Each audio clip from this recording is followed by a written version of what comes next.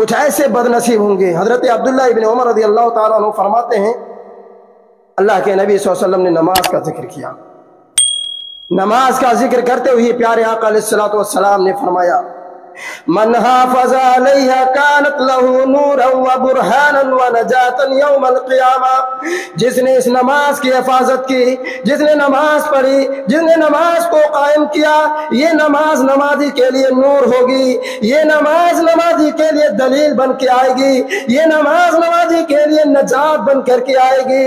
ومن لم يحافظ علیہ، جس نے نماز کو چھوڑ دیا، جو نماز سے غافل ہو گیا، لم تکن لہ نورا، اس کے لیے نہ قیامت کے دن نور ہوگی، نہ کوئی دلیل ہوگی، نہ نجات ہوگی۔ وَكَانَ مَعَ قَارُونَ وَفِرْعَوْنَ وَهَامَانَ وَأُبَيِّ بْنِ خَلَفٍ، اور نماز کو چھوڑنے والا، نماز سے دور رہنے والا کن کے ساتھ میں ہوگا؟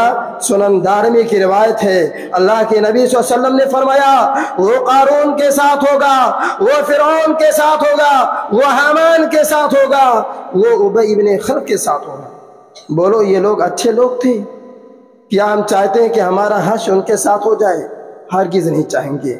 تو ان آیات اور حدیثوں سے میں یہ بدلانا چاہتا ہوں کہ کچھ لوگ تو ایسے ہوں گے جو برے لوگوں کے ساتھ ہوں گے، جن کی صحبت بری ہوگی، اور کچھ لوگ تو ایسے ہوں گے جو نبیوں کے ساتھ ہوں گے، جو صدیقین کے ساتھ ہوں گے، جو شہداء کے ساتھ ہوں گے، جو صالحین کے ساتھ ہوں گے۔